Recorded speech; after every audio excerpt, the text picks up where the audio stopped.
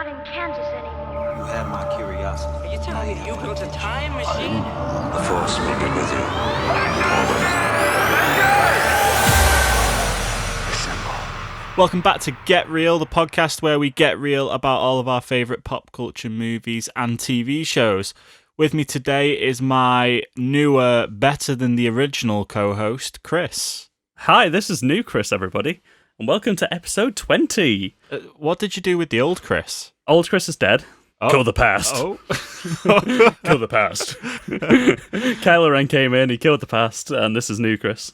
We're This joking. is Chris after his 7th mental breakdown from being in quarantine. Oh, yeah. How are you doing in the quarantine, mate? How are you holding up? It's been a tough week, I will say that. How are you hanging in?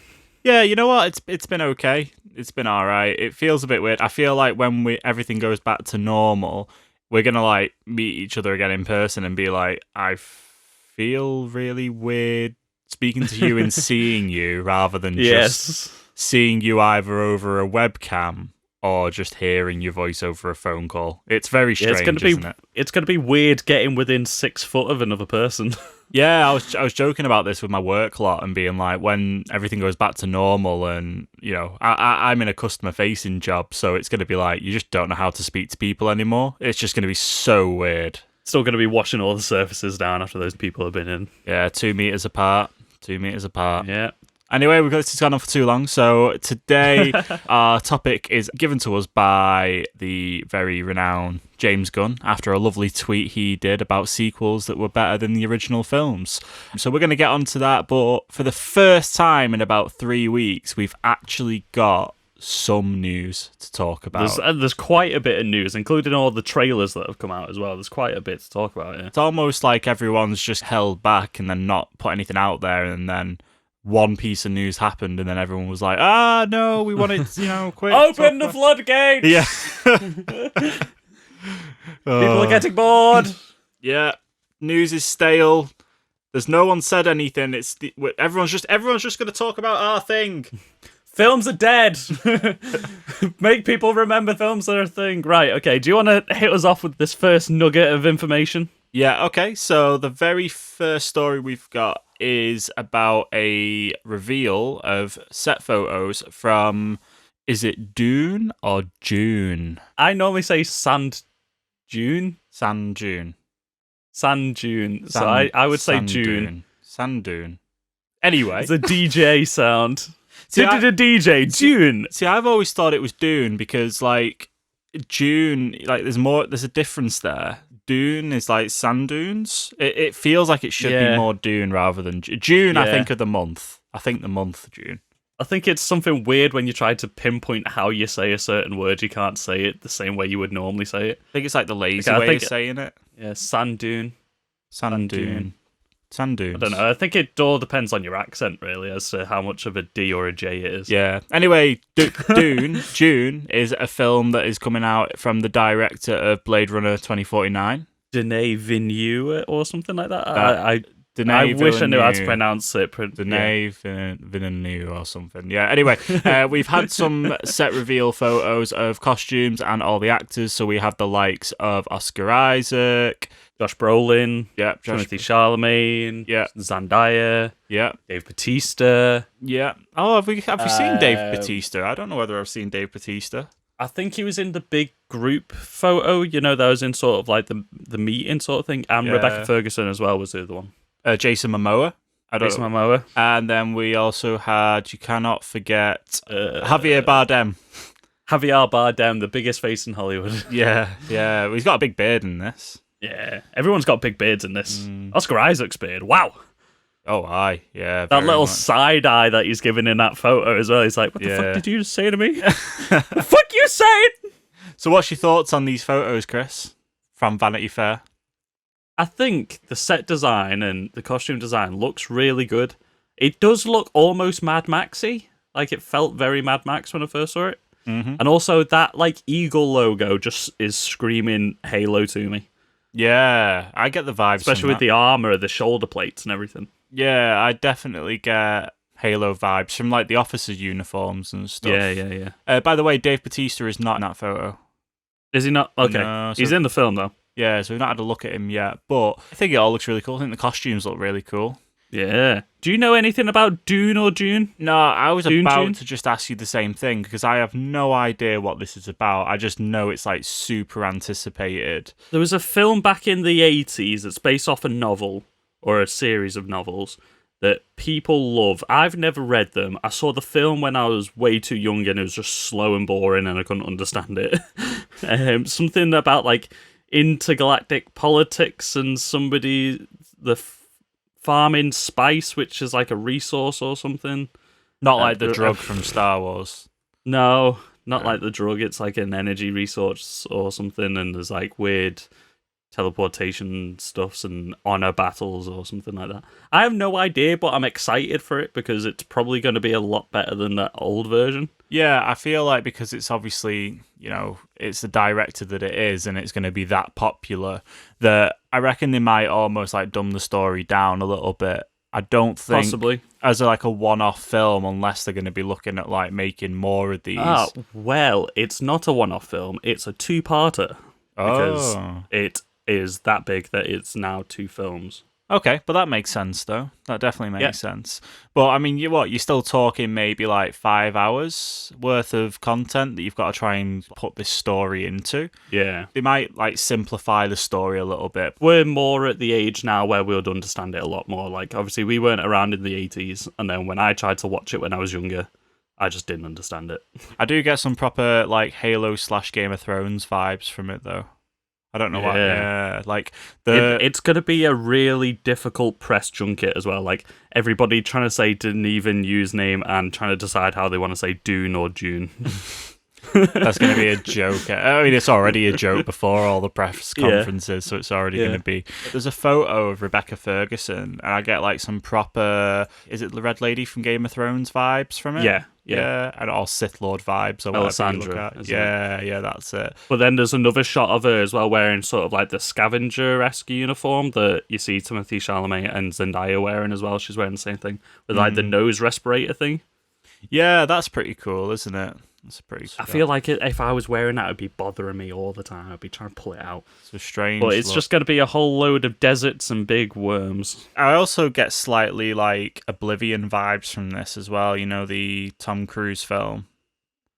Like I think more just from like the ships and stuff in the background and the big empty scenery and stuff. I think it looks awesome. I think it looks really I was trying to good. figure out what you meant by Oblivion then. I was like, Elder Scrolls? What? No, not quite Elder Scrolls. I was like, I don't see it. And then you said Tom Cruise. I was like, oh, that Oblivion. Okay, yeah. The story sounds full enough though to have like an Elder Scrolls game based off of it. Yeah, photos look good so far. Also, that shot of Timothée Chalamet walking along the beach. Yeah. Very Blade Runner-esque. Yeah. Very Denis Villeneuve. I think he's working with the same cinematographer as well. Well, you can, from 1917 and stuff, that if you can get a good pairing, you go for it, don't you? So next story is obviously that San Diego Comic-Con has been officially cancelled. I think it was only last week maybe we spoke about how this wasn't cancelled yet. We were all saying it's bizarre that it's not been cancelled yet. It's mad, isn't it? I think they were obviously just holding out. But I think this might mean that we still get the reveals potentially. I think they might just do them at their own. You won't have the whole having everyone out on the stage and stuff. Yeah. You might still Well, get... Marvel have been saving a lot of content. Like, they've obviously been doing casting reveals and stuff like that at San Diego Comic-Con, but then they've been saving the footage until D23, Disney's own conference. So that's probably what we'll see from them. It'd be cool if they did a digital thing for D23. I've seen a couple people saying that. Don't Nintendo do a Nintendo Direct? They always Yeah. do it digitally. It'd be really cool for them to do something like that and maybe have your cast members and stuff do it. Yeah. Not like Mickey and Minnie Mouse, not like Disneyland cast members. But You maybe mean like the Marvel cast? Yeah, the actors and actresses and stuff. Get Kevin Yeah. Feige doing it, and I reckon it'd be pretty cool. Be a pretty cool. Marvel take on could it. do some cool stuff like that, like all Shield themed or something, and you would open a dossier on a new hero or something like that. Marvel, if you're looking for some new employees, I mean, we'd have some amazing ideas, yeah. Disney. Yeah, you can just hit us up at getrealpoduk@gmail.com. Next story, Chris. Do you want to Humble move plug. straight on? I do. So we talked about this a long time ago I remember us talking about this, but it's now officially confirmed that it is in the works. J.J. Abrams is making a Justice League Dark series for HBO, and he's also working on 2 other shows for HBO Max as well, them being a Shining spin-off, which we've just had Doctor Sleep, so I don't know if it's going to follow on from that or be spun off from the original Shining, and he's also working on a brand new original show. That's pretty cool. I think the Justice League Dark thing was brought up a while ago, wasn't it? I think it was just rumours, though, or it was in talks, and now it's all confirmed, isn't it? I'm looking forward to this. Like I said back then, like, I like Justice League Dark. I want to see it. I am gutted that it's not Guillermo del Toro doing this. Like, I'm still holding out hope for a Justice League Dark film from Guillermo del Toro. I think that would be fantastic. Yeah, for sure. But it's HBO, so... Yeah, you never know, do you? You never know. Damn.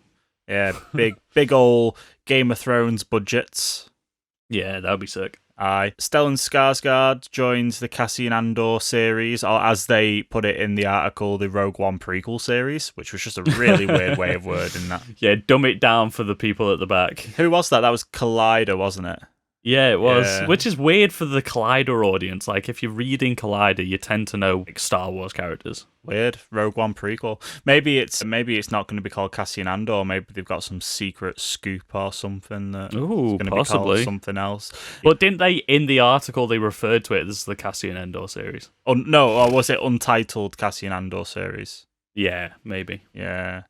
Weird. Anyway, yeah, Stellan Anyway. Skarsgård joins it. He's good. That's it. That's a great get for them. It's a guy from Thor, isn't it? And he's Yeah. obviously in a lot of other stuff, but more recently we were Mamma talking Mia. about... Yeah, well, yeah. We were more recently talking about the deleted scenes that we wish were in films. Go Yeah. check that episode out from last week. Yeah. He's also in Chernobyl as well, isn't he? Yes, he is in Chernobyl. He's the... Another Rus- HBO Is series. he the Russian president in Chernobyl? I can't remember. I haven't seen much of Chernobyl. I need to watch Chernobyl. You need to finish it. You really need to finish it. It's a very, very, very good TV series. It is a great series. I think Okay. it's because I know a lot about Chernobyl. Like, I don't need to watch something about it, but I probably should. The actual series is awesome. It's awesome. I've just not got around to it. Anyway, Anyway, The Mandalorian behind-the-scenes documentary series has been announced for Disney Plus, Sam. now this is very interesting, the fact that they can put this into a docuseries, but at the same time, it doesn't really surprise me because Disney have got quite a lot of stuff like this on Disney Plus. They've got all the theme park Imaginatorium stuff, a few documentary series, the animal documentaries they put on there. So Yeah. I think this would probably do really well as a docuseries. Especially, they do so much behind-the-scenes stuff for Star Wars. The post that I saw about it, I'm sure it said Disney Plus Gallery Mandalorian behind the scenes. So I think it might be like a small series that they're doing that they're going to do behind the scenes featurettes for all the series or all the originals that they're putting on there, I think. And also, I mean, the way to look at it would be they're going to focus on the stuff that's got more going on behind the scenes because obviously Mandalorian's got that 360 Yeah. green screen, LED, CGI, yeah. whatever, the LED screen. But you in the future, you've got things like Falcon Winter Soldier, you've got all the Marvel stuff coming on. It'll probably be quite Which makes interesting. sense. They'll probably do a lot of Yeah. that on there. Especially with them launching films on it as well. This was about to come up in another story, but we've got the date Artemis Fowl is coming out on the 12th of June on Disney Plus exclusively. So we've got the date for that now. If they're releasing more films like that, you'll probably find the Blu-ray sales and stuff don't go as far. So if they put on more behind-the-scenes featurettes and stuff like that on Disney Plus, it'll keep people watching. Next story. Guardians of the Galaxy 3 is supposedly going to be more focused around Rocket's past, or at least incorporate it. So I reckon it's something from his past is going to come up because Thor's still going to be in this from what I've heard. And it'd be weird for it to go back and be a prequel. So Yeah, so for what we think, yeah, Thor might be in it. But also Thor Love and Thunder is due to come out before this, so maybe that'll have the Guardians in and they might leave him, potentially. Oh, and then it sets up where he's not having to be part of it then. Yeah, potentially. Who knows, like, they can cross-pollinate all the properties together, but this came from...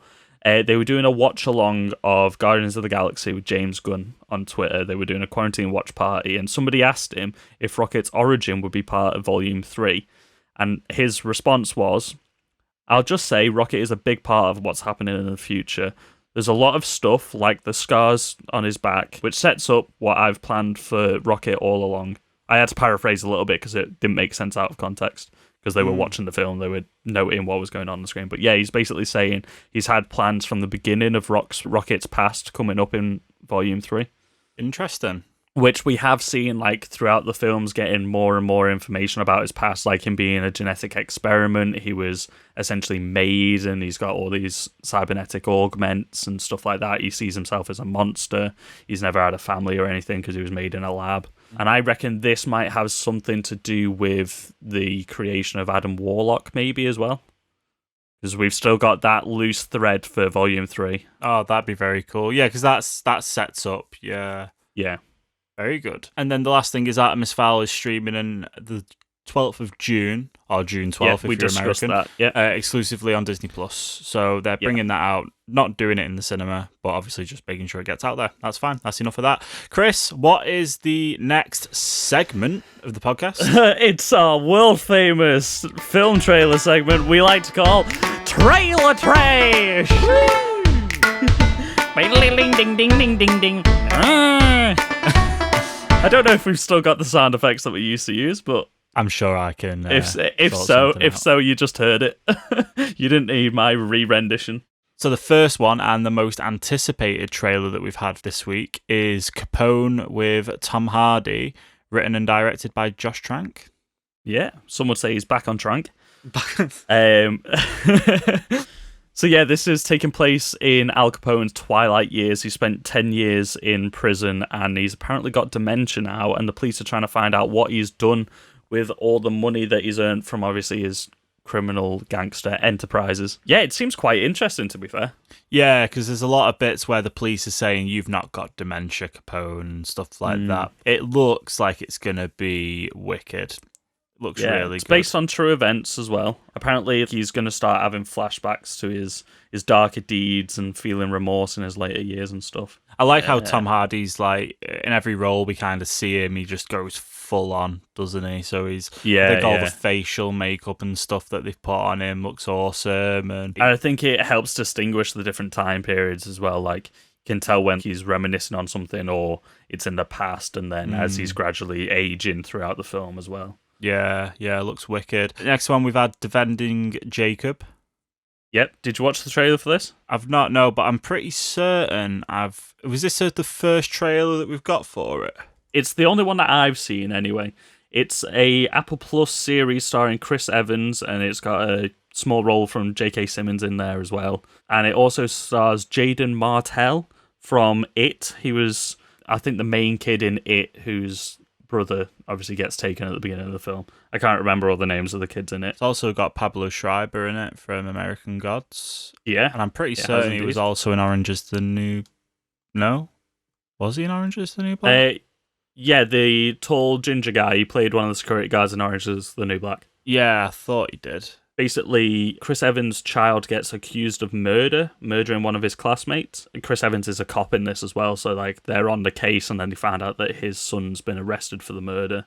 It's basically what happens when a kid is on trial for murder, and did he do it or not? But it seemed very interesting to me. Yeah, sounds good. And Definitely it's got Chris something I'll be Evans, checking and out. it's something very different to get from Chris Evans after all the Marvel stuff as well, and after Knives Out. So it'll be cool to get this. Well, Jaden Martell was also in Knives Out as well, so those two coming back together. Yeah, that seems like a series I'm definitely going to check out. Next one, Extraction. It's a Netflix original film starring Chris Hemsworth. David Harbour's in there, and it's produced by the Russo brothers. Yeah, Chris Hemsworth plays, I believe, a mercenary who's been sent to recover the child of a Indian or...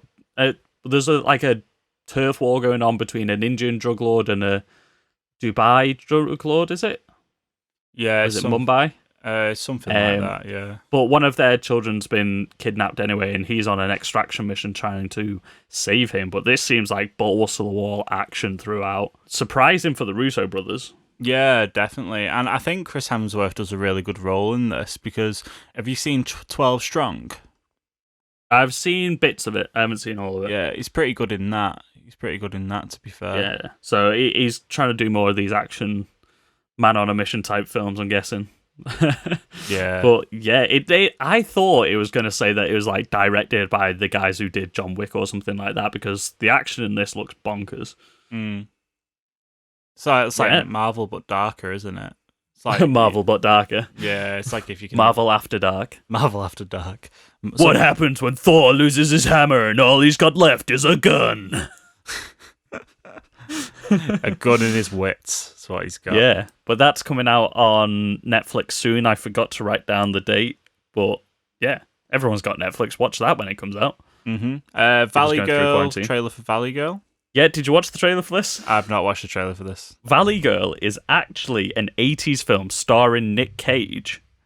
And this is a modern remake of it, which has been in the works since 2016. Apparently, it's finally coming out now. They seem to be taking influence from like La La Land and stuff like that, the way they're doing it.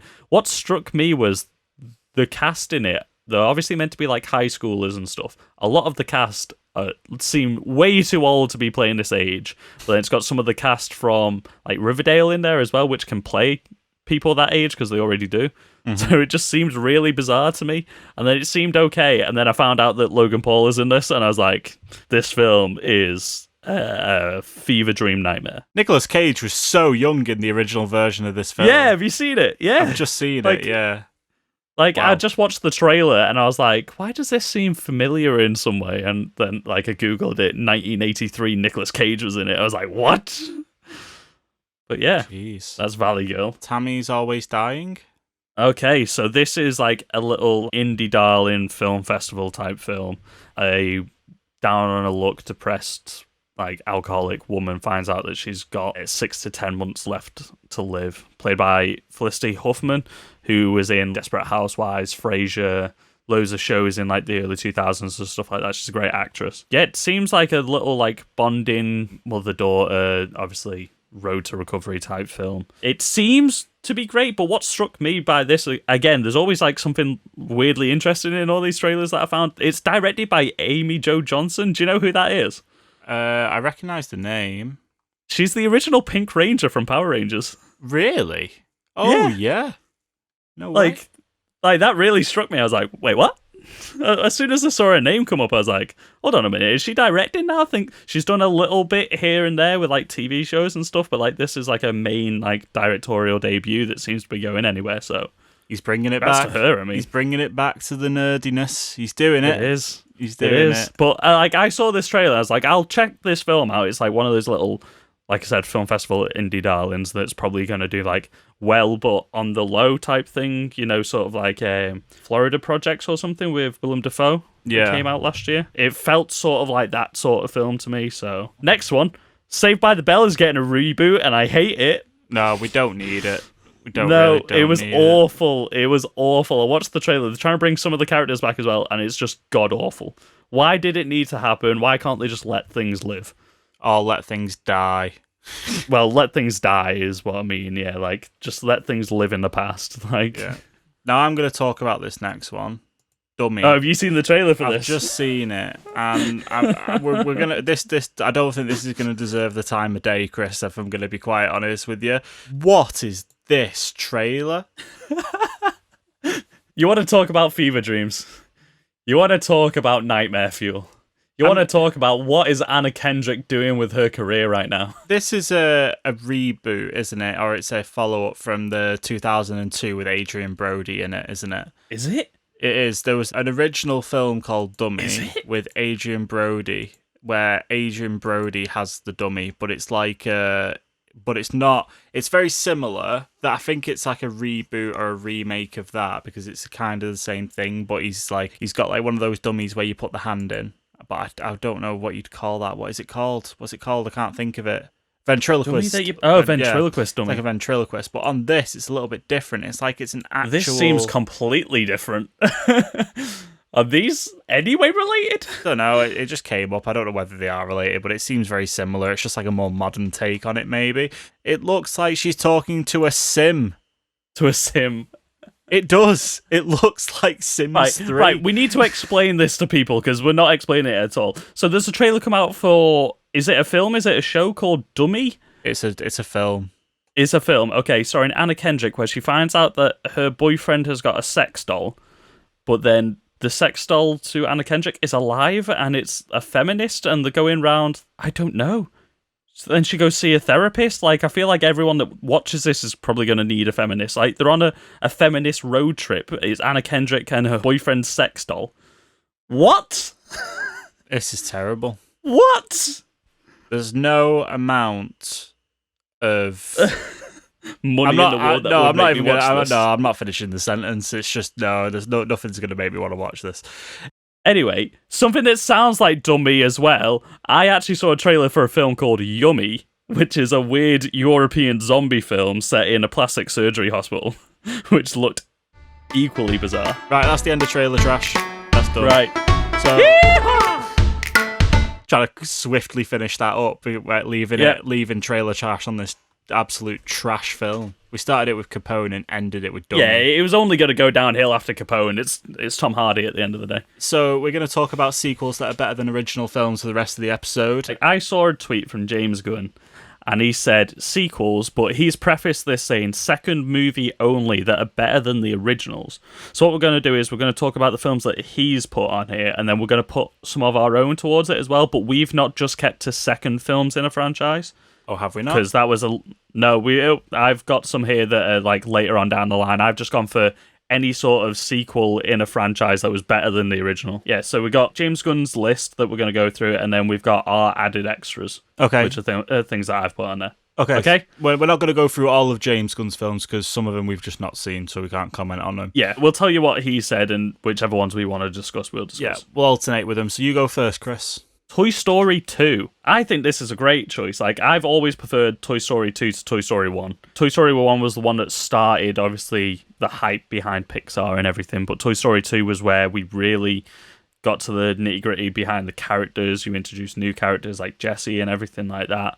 You get sort of like the story with Woody coming to terms with the fact that he is a toy, he needs to do certain things, put his ego to one side to save the rest of them and everything like that. I think Toy Story 2 is just a much better film than Toy Story 1. Yeah, I agree. I think Toy Story 1 holds a special place in your heart, but I think Toy Story 2 is definitely the better of the two. When I was younger, like really younger, and I saw these films, I think I saw them roughly around the same time, and I used to get the two of them like blurred together in my mind. They were always like one film to me. All my distinct memories of it were all from Toy Story 2. So I used to just think Toy Story 2 was pretty much Toy Story 1 when I was a kid. Yeah, because Toy Story 2 was the one where we got Jessie and all the that. Prospector. Yeah. Is that where they go to the supermarket and... Yeah, they go to the toy barn. Yeah, see all those and the bit at the bits. airport at the end and the aliens and Yeah, see all that sticks with me because of the video game as well. There was a Toy Story 2 video game that had loads of really good stuff with that. Yeah, I think all the most of the iconic stuff from Toy Story comes from the second one, like the traffic cones as well, getting across the road to the toy barn and stuff like that. Oh yeah, that's crazy. Yeah, because the only thing I can remember from Toy Story 1 is the aliens. And the car chase at the end of Toy Story 1. Yeah, and that's really all I can quite remember. Mm. Yeah. Iconic, definitely. Next one is Godfather 2. Why am I on a film podcast when I've not seen Godfather 1 or 2, so I can't I can't comment on it. That's it. All of our subscribers have gone. Okay, Godfather the Part 2. The Godfather 1 is a great film. That's where you get a lot of your iconic stuff from the Godfather franchise. But Godfather 2, I feel, has the better story. And apparently Matt Damon said to Martin Scorsese once, he asked him, what's the better film, Godfather Part 1 or Part 2? And Scorsese said Part 2 because he had more money. He did, like, the success of the first one, Francis Ford Coppola had so much more extra money. He was able to do a lot more with what he wanted to do. So you got the two different timelines going on. So you've got Al Pacino's character, and then you've got Robert De Niro playing the younger version of Al Capone, I believe, if I remember in this right. So you get the two different time periods, you get the two separate storylines, and you just get more interesting characters and character developments in it, really. Everyone says the second one is better than the first one. It's just like a given. And I trust what you say. Thank you. Very good. What's the next one? Spider-Man 2. Sam Raimi's Spider-Man 2. Do you want to talk about this one? Because you've seen this one. Yeah, I've seen this one. Yes, you know what? I kind of agree. I think that you get in Spider-Man 2, you still get James Franco, Harry Osborn a bit in this anyway. And I think the Alfred Molina Dr. Octavius is just awesome. I think it's a really, really, really good role. I think it kind of fell off at Spider-Man 3. I think Spider-Man 3 wasn't very good at all. I think this was definitely going in the right direction, and it got better than number 1. Yeah, I think, like you said, like the whole plot with like Doc Ock is so much better. It's so much more interesting. He's a more compelling villain, and like the fact that he wasn't trying to be a villain in any sort of way, like. It was sort of like he succumbed to the arms and all this sort of stuff. Really made him a tragic villain type thing. Peter's storyline's so much better in this. Yeah, you get the whole bit on the train, don't you, where people find out who Spider-Man is and then they all agree to keep the secret. And that's a really, really good moment in that film. Yeah. And he starts to lose his powers as well because he starts to lose faith in himself and everything as well. Yeah. Oh, sorry, no, this isn't where we get Harry Osborn, but we don't get Green Goblin Harry Osborn in this, do we? No, that's in number 3. The new Goblin, as he was called. Yeah, so basically, because we didn't have him in there, which made this film better. And then you still had James Franco in there, but he didn't know who killed his father at this point. Yeah, does he find out that in number 3, or does he find that out towards the end? He finds it out in number. I thought it was number 3, but. Isn't it Doc Ock that actually brings his body into the thing? I can't quite remember. Yeah, I think he does. I think he ends up hating him at the end of it, and then he gets amnesia towards the beginning of the third one, doesn't he? Yeah, maybe that's what sets it up. Yeah. Okay, cool, yeah. Next one? Next one. Bad Lieutenant Paul of Call New Orleans. Not seen it, so can't really comment, so we'll skip. Have you seen that? Nope. No, we'll skip the ones that we know we've definitely not seen. Okay. Evil Dead 2. I've seen this one. It's great. I love Evil Dead 2. So, do you love it more than the first one? Yeah, right. So this is Sam Raimi again. His trilogies just seem to go batshit insane as they go along. So like Evil Dead 1 is just straight up cabin in the woods horror, whereas Evil Dead 2 starts to lean more into the weird comedy aspects that he started to bring into it. Like it seems like Evil Dead 2 seemed to be more of the film that he wanted to make in the first one. So like you've got the weird like talking heads, you've got evil version of Ash sprouting out of him. He's got the chainsaw hand and everything in this one. Like it's just complete bonkers, and it's just Ash by himself in the house going insane, trying to kill the Deadites and everything, stop them from taking over, which then led into Army of Darkness, the third one, which was just balls to the wall. He's in the past, batshit insane. Like the second one seemed to set up what the character of Ash was. It was so funny. Next one on the list is Shrek 2. Go on then, talk to me about Shrek 2, Sam. I can't remember what happens in Shrek 2, Chris. Shrek 2 is the one where they go to Far, Far Away, which is where Fiona's from. They meet her parents, and you've got Prince Charming and the... Oh, the gingerbread man. The fairy and everything, yeah. Oh, yeah. You know what? I agree. Shrek 2 was better. I don't know why. It all blends into one again. It's got more of a plot, the second one. Yeah, definitely. I don't know why I feel like Shrek 1 and 2 kind of blended in together. But no, Shrek 2, yeah, you know what? Definitely better.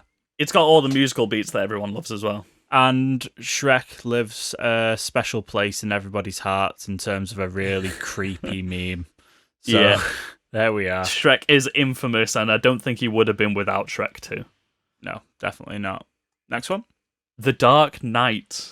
Okay, right. We've got a 2-part series on Christopher Nolan films where we've talked about this in great detail. You should absolutely go back and listen to those 2 episodes. Go watch the 2-part series. It's definitely worth a listen. We go into it a lot more detail. Yeah, everybody knows why The Dark Knight is better than Batman Begins. Like, we don't need to go into it on this one. Like we said, go back, listen to the other one, but out and out, it's far and away better. Yeah, absolutely. Next one on here that I'm going to touch on is Hellboy 2. Okay. So this was the Golden Army, right? Yes, it was. Okay, what's your thoughts on that? See, when I was younger, I definitely preferred the first one, but I feel like I just wasn't given the second one really the time of day. But to be honest, the second one is more comic booky, and it adds loads more lore and everything to the world and everything. It is probably got the more interesting villain as well. It doesn't have the Clockwork guy, unfortunately, but it's got the weird, creepy elf armies and all that sort of stuff. Yeah. I flipped between which ones I prefer, Hellboy 1 and Hellboy 2, so... I think visually Hellboy 2 is a much more interesting film. Definitely. Isn't that where they go and get they dig that corpse up and he takes him with him? Or is that in Hellboy 1? That's quite remember. Hellboy 1. Is that Hellboy 1? Yeah. Again, Yeah. underground a lot. They kind of blend together a little bit. But yeah, Hellboy 2 is pretty good. X-Men 2. So we skipped over Road Warrior, a few dollars more, and Paddington 2. X-Men 2, so much better than the first X-Men. You've got the Weapon X program. You've got the potential trying to find a cure for mutants just to save that guy's son. It's Stryker, isn't it? And it's so much darker. You got Lady Deathstrike in there as well, fighting against Wolverine. This has an incredible opening sequence of Go on then, Sam, Nightcrawler. talk to me. Sorry, yeah, Nightcrawler at the beginning. Yeah. Oh yeah, that's when he's breaking into the White House, isn't it? Yeah. So good. So good. So good. Definitely the better version of Nightcrawler that we've had on screen. Definitely. Yeah. I think that is probably the second or third best X-Men film we've got. Yeah. And the first best is on our list for later on. Yeah. So stay tuned to that to see what we find out is the best X-Men film. But after that, do you want to talk about the next one, Sam? Yes, now it goes without saying that this is definitely infamous for being the most sequel of sequels. This was the sequel that started the trend of sequels. Yeah, it was even on my work digital pub quiz today. Ooh. This film. It was the answer to one of the questions. It is The Empire Strikes Back. Ah. Now, Chris, Okay. I would love to just do a Star Wars episode on the original trilogy, the prequels, and then a big retrospective of the sequel trilogy. So that should be an episode that we do, because we've already given our ranking, I believe, when we did Rise of Skywalker. Yeah, we did Or our Duel of ranking the for the Fates. films. Yeah, we did our ranking for the films. But I think it would be good to just talk about, like, if we put them into three films each. Yeah, talk about trilogies. Yeah, and then we do like a big retrospective, because we were talking about doing a retrospective on the Infinity Saga. Yeah, we're maybe going to do it on the new DC films as well, because we've probably got quite a bit to talk about with that. Star Wars is just, there's too much in there to do that in one episode, so I think it'd be cool to split it over the three, and do like a big old retro on it. Maybe get guests on. We should. We should definitely get guests on for that. Everybody knows why The Empire Strikes Back is so good. Like, there's so many. They knew what they were doing with Empire Strikes Back. Like, it's documented that A New Hope was a clusterfuck until it came out. Yeah. Well, Star Wars was originally meant to be a flop. It was meant to be a massive flop originally. Yeah. It weren't meant to do well at all. And then it absolutely stormed it at the box office. And then, you follow it up with Empire Strikes Back. You've got all absolutely just, the characters are fleshed out. The actors are all a lot more confident, especially Mark Hamill. You've got Hoth, so CGI is completely better, visual effects is completely better. You've got Boba Fett introduced in this film. You've got the whole "I am your father" moment. You've got so much in this film. I think without Empire Strikes Back, Star Wars wouldn't have been the franchise that it is today. Exactly, I think that's the only way you can. That's the definitive way of saying this is better than the first one. This is why it's on the list. Yeah. It's the sequel that made the sequels. Yeah, 100%. And that's why it saved till last with this list, I reckon. So now we're going to move on to a couple of hours. No, we've still got more stuff on this list, mate. What do you mean? No, There's a part 2 to the tweet. And this is why our list. Oh my God. I took some of your stuff out. I can't see this list, so you're going to have to take it from here. Right, I've got the tweet open in front of me. That's how I know. So we've got Wrath of Khan next, the original one. Star Trek 2 Wrath of Khan. Far and away, much more interesting story than this first Star Trek film. Star Trek 1, everyone knows the odd-numbered ones are shocking and the even-numbered ones are the interesting ones. The first one was long, slow, and boring. Wrath of Khan was actually interesting. Cool. Done with. Okay. Superman 2. Christopher Reeve's Superman 2. So this had I think they both had Zod in, didn't they? This one had... which one had Lex Luthor in? I can't remember now. I think number 1 was Lex Luthor. Superman 2 was Zod, where they break into the White House and everything. They tear the roof off the White House and steal the president and stuff. Either way, Superman 2 was better. Batman Returns. So that is the Michael Keaton Batman with Catwoman and Penguin. These are a little bit too old for me. I've not seen these. Yeah, so the first Batman was the one with Jack Nicholson Joker. The second one was with Catwoman and Penguin. I think the introduction of Catwoman and everything was a lot better. I think it added more interesting characters, but I still would probably rate the first one over it. Which one's got Mr. Freeze in it? Oh, that one's Batman Forever? And that's a different... No, that's Batman and Robin, that one. Oh, okay. Yeah. They were the George Clooney ones. Oh, that's a different Batman. Or the Val Kilmer ones. I'm getting them all mixed up now, oh my god. Anyway, what's the next film? Gremlins 2. Do you like the Gremlins films? Yes. Okay, yeah, Gremlins 2. I get it. Yeah, just again, it's balls to the wall. Gremlins 1 is a bit more like got a couple of those horror elements, but then Gremlins 2 is just straight up bonkers. You've got all the different types of gremlins in there. It's more of a comedy. It's about the gremlins instead of the people getting killed by gremlins. Blade 2? I can't really remember Blade. So Blade 1 isn't that good. Blade 2, I believe, is the one that starts with the blood rave at the beginning. And then they are fighting Dracula in that one, I believe. Oh, yeah. No. Or is that Trinity? The second one, anyway, is the one with Ron Perlman where they go into the basement and like the vampires have got the weird like Resident Evil 4-way jaws and everything like that, and they're going through the tunnels and they got light grenades and everything. Oh, okay. Yeah, I think I do remember these bits. Yeah. So Blade 2 is much better anyway. We'll skip then to Blade Runner 2049. So I saw you put it on the list, but this is on James Gunn's list. Yeah, I thought it was, and then I checked the list again, but I've only seen one half of the tweet. So, yeah I agree. I agree. Yeah, I think you were probably going to be a little bit more on the fence with this, potentially. Or are you a lot more on the side of agreeing that 2049 was the better film? I think we discussed this last week. Like, I loved the first one, and without the first one, the second one would have been nothing. But the second one's got a lot more interesting things to say philosophy-wise. See, I think the second one is a much more interesting, thought-provoking film than the first one. Know if, without the first one, if Blade Runner 2049 was just Blade Runner and it was the first one that we got, if you didn't have all the callbacks and you took all that out and replaced it with a little bit of world building at the beginning, and you just focused it on the Ryan Gosling character and him and that AI. Yeah, but then you're talking about a completely different film then, because then you have to take out like Harrison Ford's character. Well, yeah, but you maybe but you get what I mean. Like if you focused it on that in the Blade Runner world, now obviously it's not going to be the same. It's not going to be the same premise and stuff. But I reckon it could hold up if it was released as it is. I mean, just look at Ex Machina. It's although that plot without having all the Harrison Ford stuff in there is very Ex Machina, isn't it? Yeah, it would. And I reckon it'd probably hold up quite well. I think that's definitely would, but I definitely don't think it would have been the film that it was. Like you're essentially then, like you said, pitching Ex Machina, only you're not stuck in one building and you're following the robot. That's maybe what makes it a good sequel, though.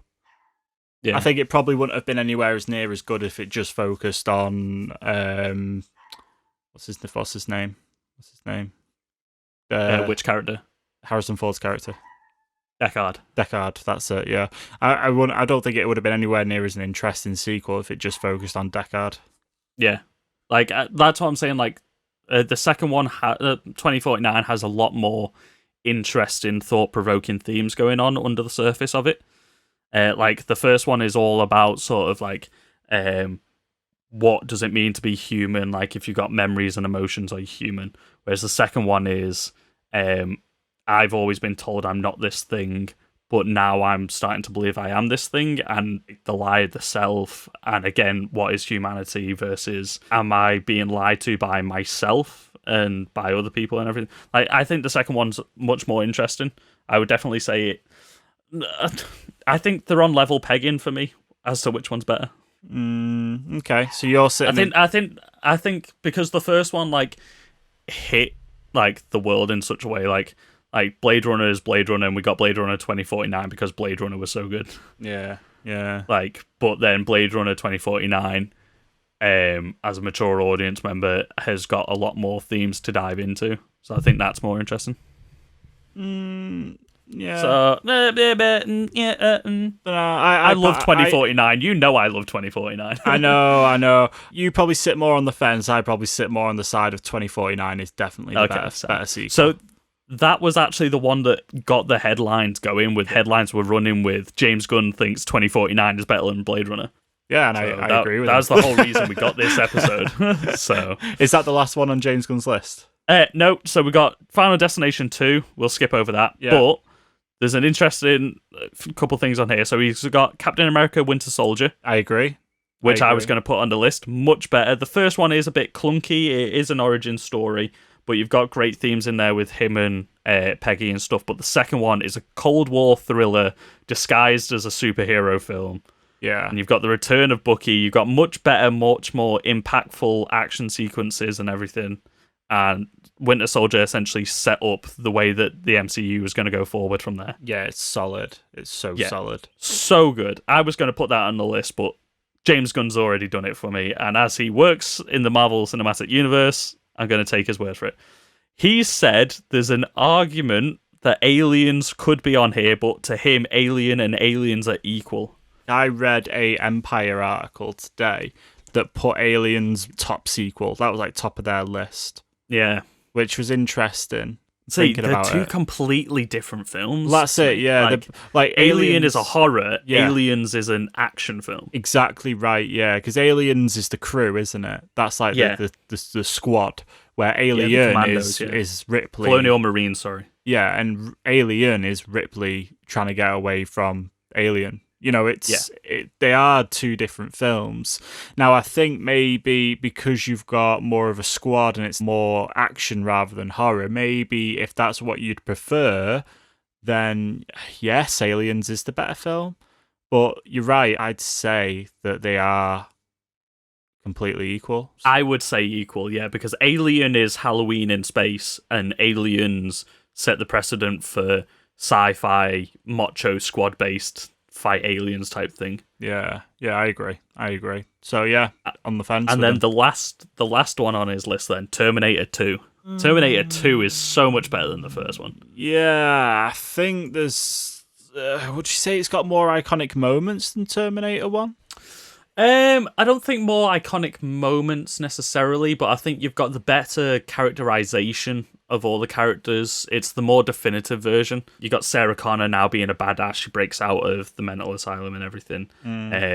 Like she's getting premonitions of Judgment Day. Yeah. You've got T-1000 with a shotgun riding through the protecting young John Connor, and you got the Liquid Terminator coming back to get them. I was going to say, I suppose you get the Liquid Terminator, that's pretty cool, and you've got that whole bike scene's pretty ace as well. Yeah.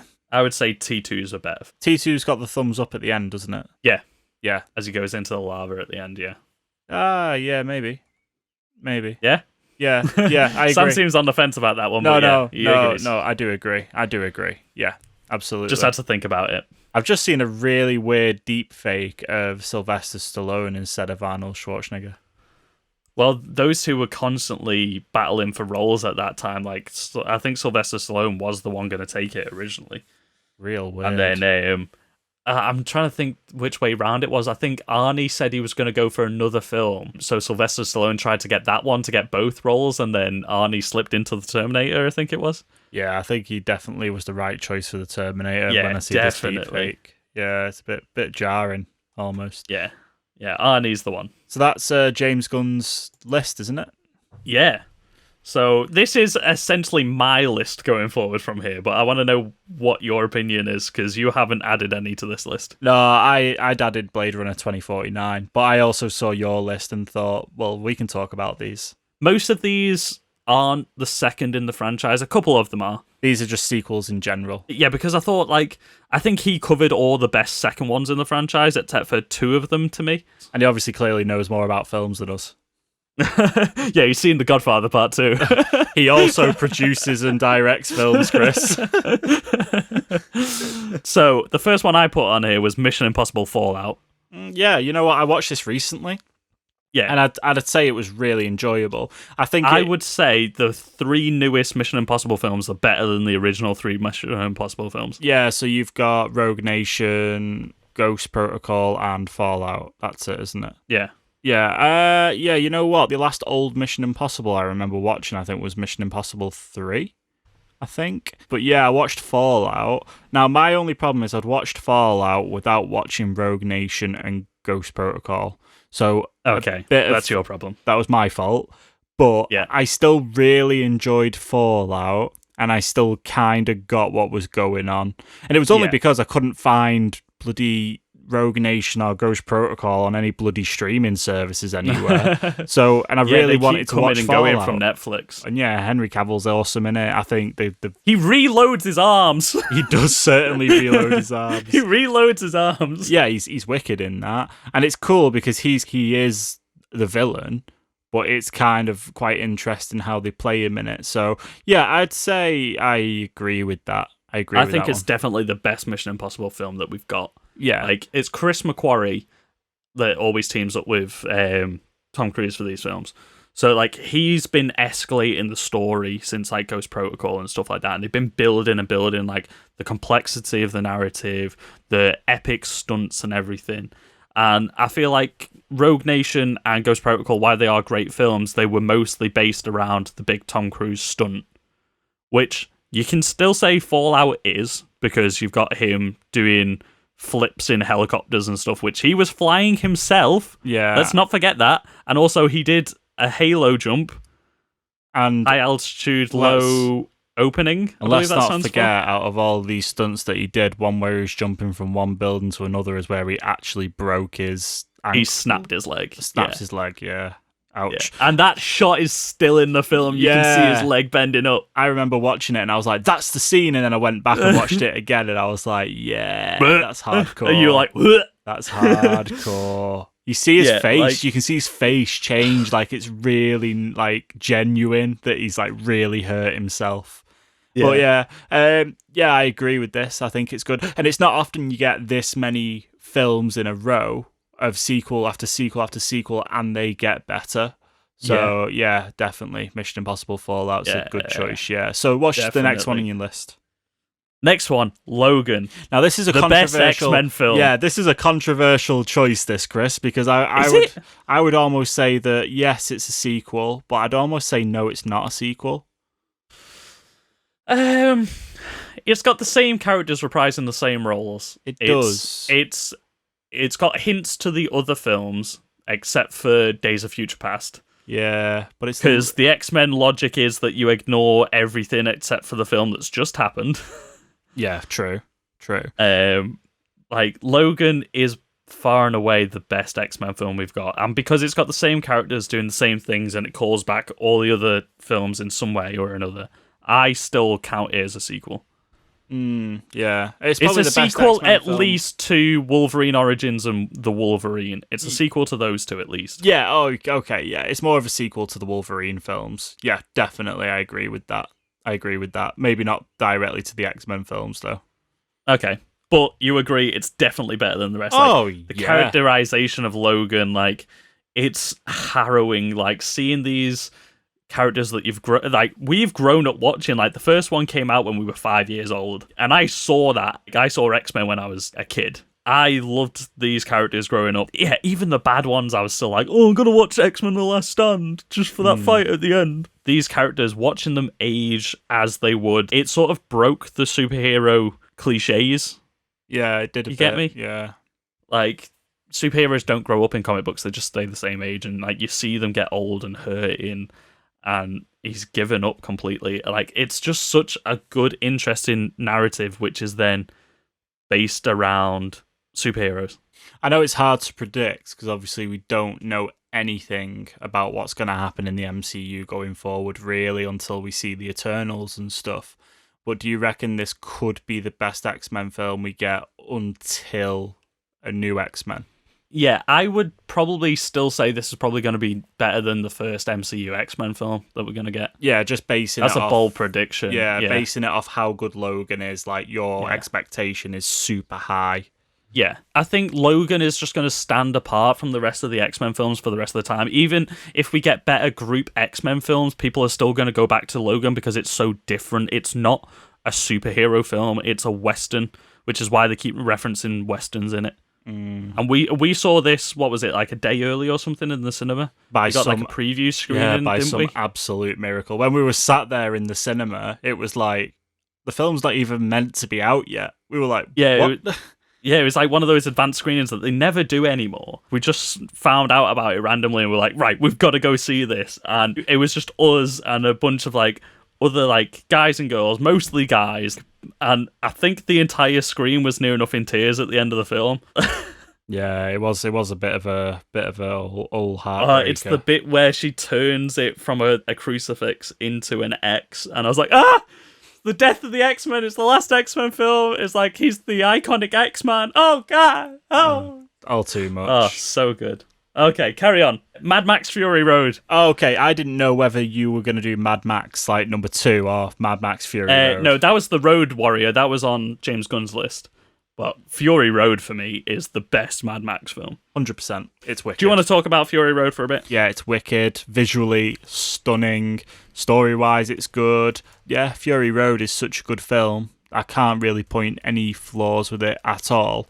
Maybe the only thing about Fury Road is the bit where they get there and then have to go straight back. And it's like, like when you're watching the film, it's almost like a, well, I don't know, because I probably watch films in a different way to other people. I think, oh, really?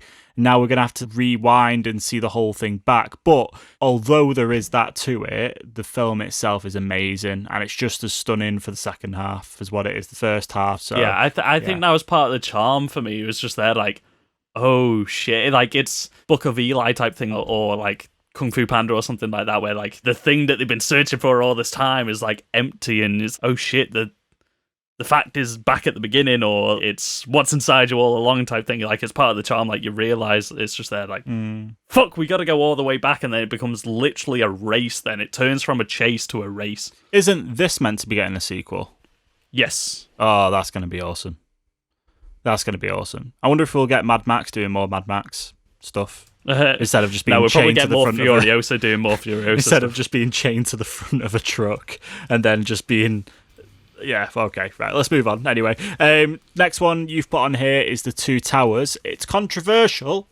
It's a controversial choice, I'd say. For me, this was mostly based around Helm's Deep. Go on, explain your thoughts, and then I'll explain my thoughts. This changed the way that epic battles are done of films forever. Helm's Deep was like Hoth taken to a new level. This is what modern day Battle of Hoth would be like. You're fenced in behind a thing. You've got such epic moments throughout that fight. The music, the atmosphere, everything about that. There's a reason people study the Battle of Helm's Deep when they're about to do a battle in films. Like, my one wish with Infinity War was that the Battle of Wakanda was a bit more like Helm's Deep. They had the elements to it, like with the gap in the force field and stuff like that, but it didn't have the same execution as Helm's Deep. Well, you know what would have fixed that? Just have the fight in the city of Wakanda. Instead of maybe on the instead of the fields. outskirts. Yeah. So I'll tell you what, I'll take your Helm's Deep and I will raise you a Battle of Pelennor Fields. Okay, you've got to think about the Battle of Pelennor Fields, right? You've got the Theoden's ride now to death and glory or whatever speech. You've got the whole Rohan will answer bit. You've got the Gondor calls for aid! and Rohan will answer. Light the beacons! You've got the whole Sam and Frodo arc. You've got Shelob. You've got the moment where Sam becomes brave. You've got the Witch King. Yeah, but you've got the return of Gandalf and everything, and you've got the Battle of Isengard as well. Don't know, man. Do you really think that Two Towers is better than Return of the King? Maybe not, but I think they're both better than Fellowship of the Ring. They are certainly both better than Fellowship of the Ring. So they're almost both better than the original. good thing from Fellowship of the Ring is tattooed on my leg, so that's Balrog. There's not enough Two Towers and Return of the King next to this, considering I say the Fellowship Not of the Ring. yet. Considering the Fellowship of the Ring is the worst film, and that's what I've chosen to get. It's not the worst film. It could be any of the 3 Hobbit films. We could, well, yeah, I mean, we're going to say it's the worst. I saw out a of- list today that said that Desolation of Smaug should have been in there. Is Desolation of Smaug better than The Hobbit? Maybe. Is Battle of the Five Armies definitely the worst? Definitely. But is The Hobbit worse than Lord of the Rings? Of course it is. Of course Yeah. it is. Yeah. I'm going to have to put my foot down on this and say that, no, I do think Return of the King is the better film. I'm going to sit at a table with a cup of coffee, and you're going to have to change my mind in the future. Do you know what? It could have gone either way for me, but I was just thinking, like, oh man, Helm's Deep is so good. That's the shit that sticks in my head. Yeah. Right, what's your next one? The next one is Friday the 13th Part 2. Oh, you know what? This is why I've never been on an Earful podcast, apart from one episode, because I can't talk horror films at all. So you're going to have to just lead this one for a few minutes. Right. Friday the 13th Part 2. So Part 1 was the thing that started it all off. It was great, but it didn't have the legacy of Friday the 13th Part 2. Part 1, we find out that it was Jason's mum doing all the killings, and it's just sort of like the ghost of, like, Jason Voorhees is the one overshadowing everything. But then in Friday the 13th Part 3, we get, like, Jason, and we get the mythology of Jason and the unbreakable, unwavering fear and menace and the unrelenting Jason Voorhees that created the franchise. Like, we wouldn't have had the rest of the Friday the 13th films or the reboots or anything like that without Friday the 13th Part 2. Have I swayed your opinion? I've not seen them, so Okay. whatever you say, Chris. Okay. People online agree with me. I was doing research today. People agree with me. Okay, fantastic. I agree with you on the next one. 10 Cloverfield Lane versus Cloverfield. Yes. Yes. A million Yes. times over. The original Cloverfield was a very different film. It was very interesting as a monster movie. And I remember when it first came out, it was a lot of what everyone was talking about. It was a big deal. And then there was all the big conspiracy theories at the end. And then there was little Easter eggs in places. And loads of people were like analysing it on YouTube. It's sort of like rejuvenated the found footage genres. I can't remember the order of when these films came out. I know Blair Witch was the first, and that like started the trend. And then I think probably Rec, the Spanish horror film which got remade into the American Quarantine, I think that came out after Cloverfield, to be honest. So like Cloverfield brought back found footage to the masses. But 10 Cloverfield Lane Is a much better movie. Like, Cloverfield had, I think it was mostly the press around Cloverfield, and everyone was like, oh, it makes you motion sick and all this sort of stuff. I think that was what gave it the buzz, but 10 Cloverfield Lane is an actual plot. It's actual characters. Yeah. It's much more interesting. What is the true monster in this whole situation? Yeah, exactly. What's going right, on? What's the yeah. mystery behind the door and everything? Yeah, because the whole thing is you know that it's related to the Cloverfield universe. You know there's something to do with monsters in it, but it saves it till right towards the latter end of the film. But all throughout the film, you're thinking, is the monster John Goodman? You know what I mean? Oh, Yeah. and- Yeah, he is absolutely sinister in this film. John Goodman in this film is fantastic, and Mary Elizabeth Winstead as well is fantastic. She's great in everything, but in this, like, those two carry this film so well. Yeah, he's so sinister in it. I remember watching it and just being like on pins for like so much of this film. Yeah. I remember you watched this the night before I did, and you were literally messaging me just like, oh, mate, this film. Oh, my God. Like, you need to watch it so I can talk to you about it. Yeah. And we You do were that literally quite a just lot. You're not going to believe it. Like, oh, my God. It's like, oh, it's so weird, man. Like, oh, this is how me and Sam talk normally when we're not doing a podcast. Yeah, that's it. We have to put our professional voices on. Or just our slightly more organised voices on when we do Yeah, a podcast. coherent thought pattern instead of just like, oh my God. Yeah, so just absolutely just mouth diarrhea all over the place. Right, your next one is Marvel movies. Don't list all of them. No, we're not going to list all of them. We're going to be So for we just ages. wanted to touch on a few, like Thor Ragnarok. Yep. is the best Thor film. For now. We've already discussed Winter now. Soldier. Yeah, for now. I wanted to say James Gunn. I think Guardians of the Galaxy 2 is better than the first one. Personally, I just think the story arc and the relationships between Peter Quill and his father and everything like that. And I think that film progressed the characters more than any of the other ones, which it's sad to see some of it undone with Gamora obviously dying and then having to be brought back through time travel. I'd say the first one had the better soundtrack. I would say the first one had the better soundtrack. Yeah, gotta give it something. But the soundtrack does not make the film. No, of course it doesn't. I think the second one's better. Yeah. Can you think of any other ones? Avengers. Yeah. The Avengers. Avengers Infinity War and Endgame potentially better than the first obviously one? the stakes were a lot higher and you had a lot more characters in there. So yeah, I'd say they were better. Yeah. It's tough because, Black Panther, we've only got the first one. Captain Marvel, we've only got the first one. What would you say between the Spider-Man films, Far From Home and Homecoming? I think maybe Far From Home with Mysterio might be better. Yeah. But No. the first one has the relationship with Tony and And the Vulture Michael is sick Keaton's in the first Vulture's one. sick. Yeah. What they did with the Vulture, rather than it being like the comic book Vulture, was such a good decision. It was just so evil. No, I don't know. Yeah, maybe Far From Home is the better film out of the two, though, because you're not having, with the original Homecoming, you're having to set up Peter Parker a little bit in there because you've got the whole beginning bit where it's relating back to Civil War. Mm-hmm. But I don't know. Yeah, maybe Far From Home. I think the better villain's one. a bit more interesting. Like, I think Mysterio, like what he does as a villain, is kind of more interesting. Yeah, I'd agree. Yeah, definitely. Although it's I'd say it's a tighter competition between those two films versus the other ones. And then I can't really think of any other. I think that's it, really, isn't it? Ant-Man. Yeah. Ant-Man. What do you think about Ant-Man? Ant-Man versus Ant-Man and the Wasp. I think they're both pretty average. I might say the second one. Actually, I think the second one made me laugh a bit more. It's not. Well, it is now Marvel, but Deadpool versus Deadpool 2. Ooh, I was thinking about that. I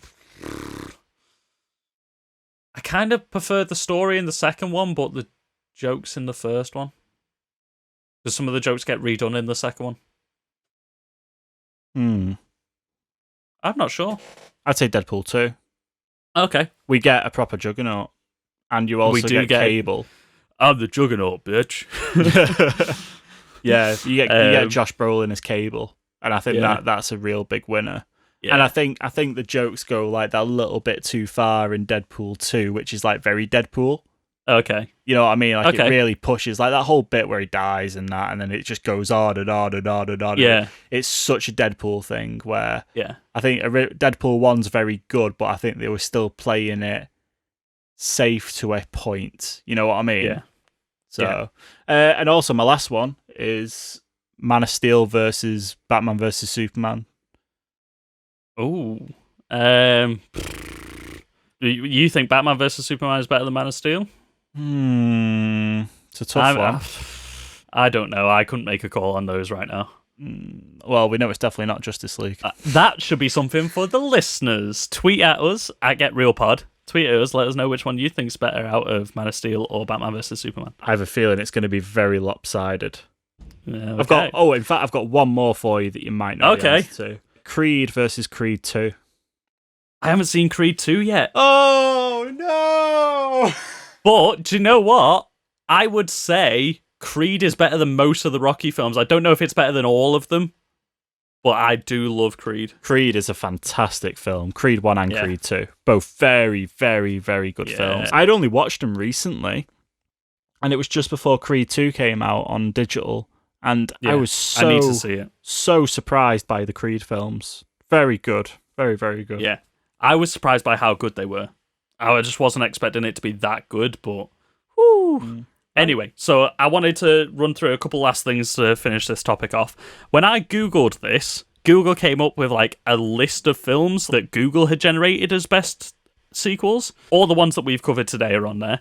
But then they said 28 Weeks Later is better than 28 Days Later, and I just can't agree with that in the slightest. I just can't remember what happens. So 28 Days Later is obviously the original Cillian Murphy wakes up after being in a coma after surgery, all that sort of stuff.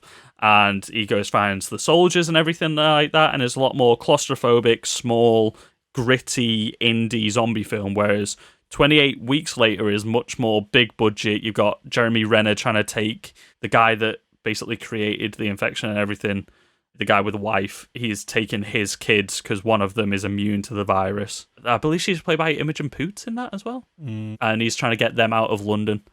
I think the first one is far and away much better. I really can't remember. I can't remember watching them, mate. So Anyway, I just wanted to tell Google they're wrong. That's why this is in the list. You do you, And mate. then I found out that IMDb has done a poll as well. I can't remember when they did this poll, but they put a list of all the best sequels that they thought should have been on the list, and people got to vote. Third place was The Empire Strikes Back. Oh, only Second third. place, yeah, only third. Second was Terminator 2. So do you know what was number one? I can. Can anybody guess? I'll give you 2 seconds to see if you can guess. Hint, we have just covered it. Number 1 was The Dark Knight, which, yeah, you know what? But I would have probably swapped Empire The Strikes people have Back spoken. and T2 around. I would have swapped them around. Potentially. I probably would have. I probably would have said T2, Empire, and Dark Knight. Yeah. But the people have spoken! There you go. And IMDb knows all. Just you guys give us some more. Like, tweet at us, post on our Instagram.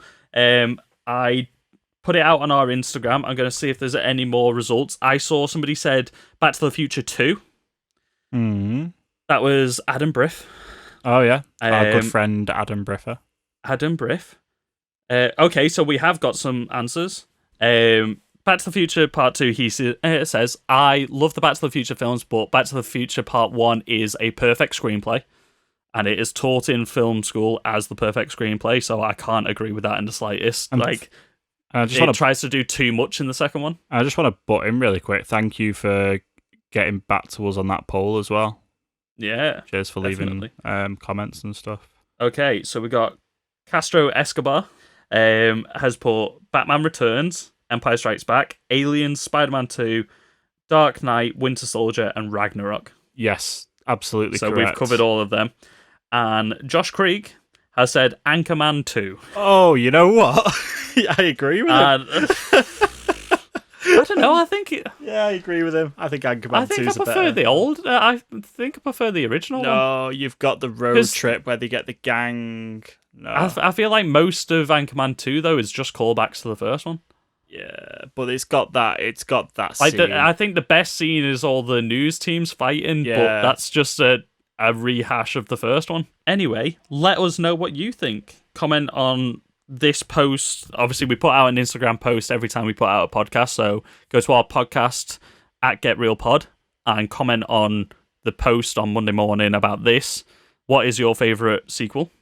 Or you can tweet at us at GetRealPod, or even on our Facebook. We put posts out on there as well, and that is GetRealPod on Facebook.